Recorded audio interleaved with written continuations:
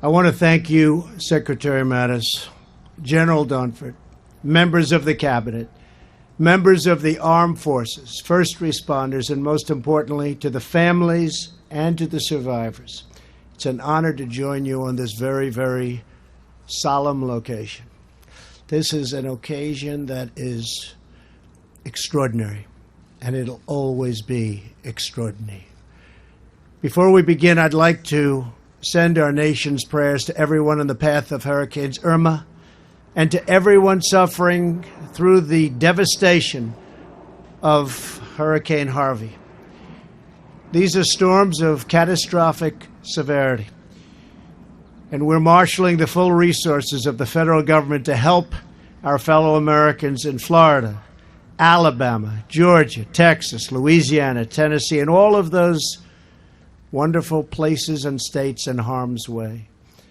When Americans are in need, Americans pull together, and we are one country. And when we face hardship, we emerge closer, stronger, and more determined than ever. We're gathered here today to remember a morning that started very much like this one. Parents dropped off their children at school. Travelers stood in line at airports and getting ready to board flights. Here at the Pentagon and at offices all across the country, people began their early meetings. Then our whole world changed. America was under attack, first at the World Trade Center, then here at the Pentagon, and then in Pennsylvania. The horror and anguish of that dark day were seared into our national memory forever. It was the worst attack on our country since Pearl Harbor, and even worse because this was an attack on civilians, innocent men, women, and children whose lives were taken so needlessly.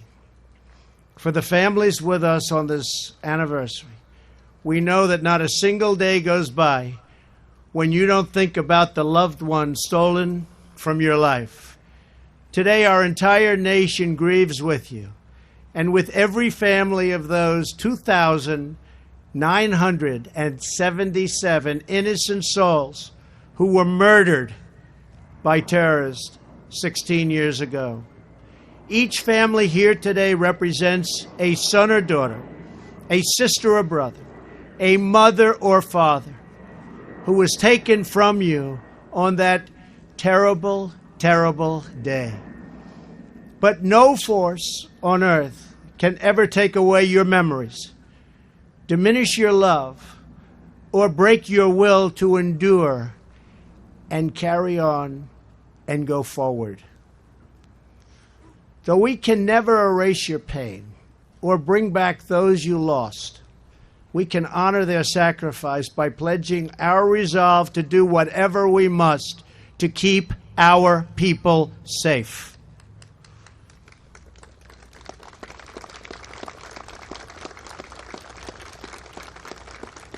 On that day, not only did the world change, but we all changed. Our eyes were opened to the depths of the evil we face. But in that hour of darkness, we also came together with renewed purpose. Our differences never looked so small. Our common bonds never felt so strong. The sacrifice grounds on which we stand today are a monument to our national unity and to our strength. For more than 7 decades, the Pentagon has stood as a global symbol of American might, not only because of the great power contained within these halls, but because of the incredible character of the people who fill them. They secure our freedom, they defend our flag, and they support our courageous troops all around the world. Among the 184 brave Americans who perished on these grounds were young enlisted service members dedicated civil servants who had worked here for decades, and veterans who served our nation in Korea, in Vietnam, and in the Middle East. All of them loved this country and pledged their very lives to protect it. That September morning, each of those brave Americans died as they had lived, as heroes, doing their duty and protecting us and our country. We mourn them, we honor them, and we pledge to never, ever forget them.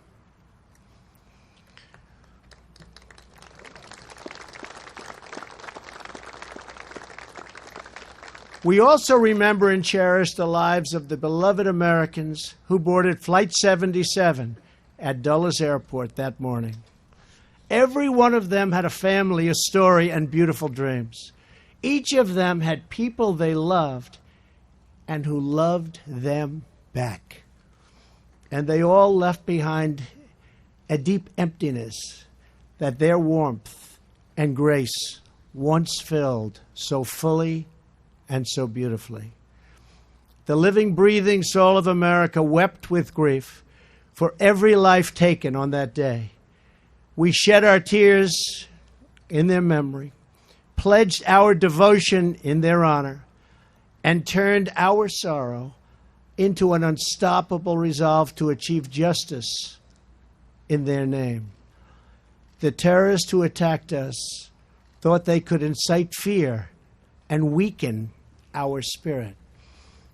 But America cannot be intimidated, and those who try will soon join the long list of vanquished enemies who dared to test our mettle.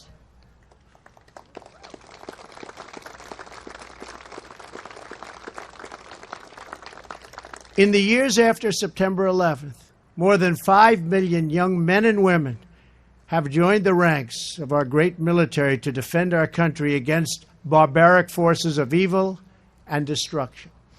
American forces are relentlessly pursuing and destroying the enemy's all civilized people, ensuring, and these are horrible, horrible enemies, enemies like we've never seen before. But we're ensuring that they never again have a safe haven to launch attacks against our country.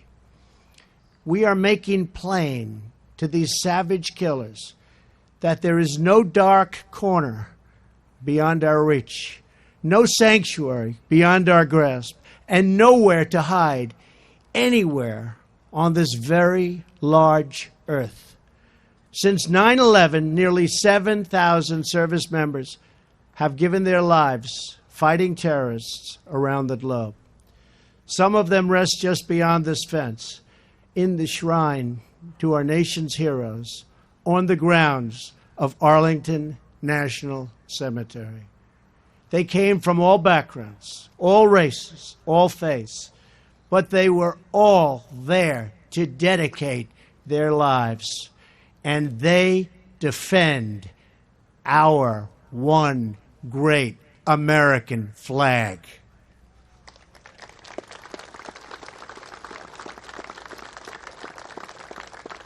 They and every person who puts on the uniform has the love and gratitude of our entire nation. Today, as we stand on this hallowed ground, we are reminded of the timeless truth that when America is united, no force on earth can break us apart. No force. On the morning of 9/11, Pentagon police officer Isaac Hopel and a special person was one of the many heroes whose love for his fellow Americans knew no bounds. He was a mile away when he got the call over his radio that a plane had crashed into the Pentagon. He sped to the scene and raced into smoke and fire. Few people would have done it.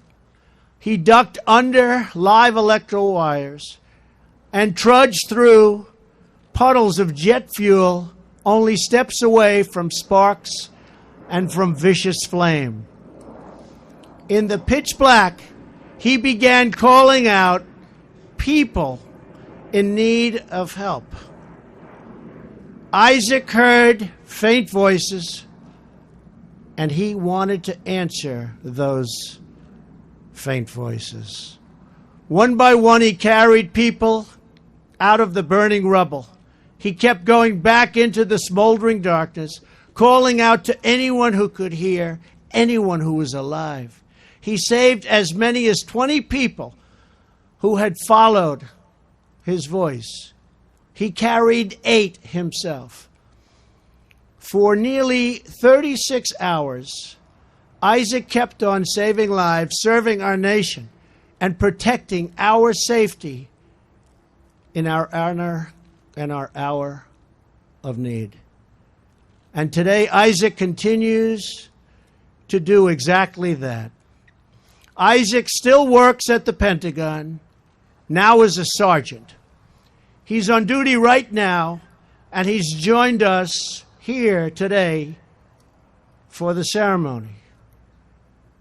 And this morning, all of us and all of America thank Isaac for his service. Where is Isaac? Thank you. Thank you, Isaac. Thank you.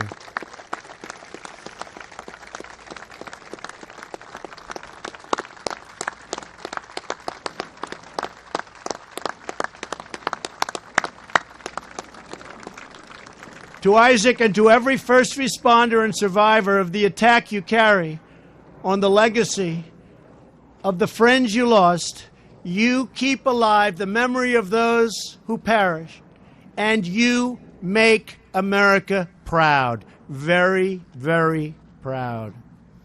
To the family members with us today, I know that it's with a pained and heavy heart that you come back to this place. But by doing so, by choosing to persevere through the grief, the sorrow, you honor your heroes. You renew our courage, and you strengthen all of us. You really do. You strengthen all of us. Here on the west side of the Pentagon, terrorists tried to break our resolve. It's not going to happen. But where they left a mark, with fire and rubble, Americans defiantly raised the Stars and Stripes, our beautiful flag that for more than 2 centuries has graced our ships, flown in our skies, and led our brave heroes to victory after victory in battle. The flag that binds us all together as Americans, who cherish our values and protect our way of life. The flag that reminds us today of who we are, what we stand for, and why we fight. Woven into that beautiful flag is the story of our resolve. We have overcome every challenge, every single challenge, every one of them. We've triumphed over every evil and remained united as one nation under God. America does not bend. We do not waver, and we will never, ever yield. So here at this memorial, with hearts both sad and determined, we honor every hero who keeps us safe and free, and we pledge to work together, to fight together, and to overcome together every enemy and obstacle that's ever in our path. Our values will endure. Our people will thrive. Our nation will prevail, and the memory of our loved ones will never, ever die. Thank you. May God bless you. May God forever bless the great United States of America. Thank you very much. Thank you. Thank you.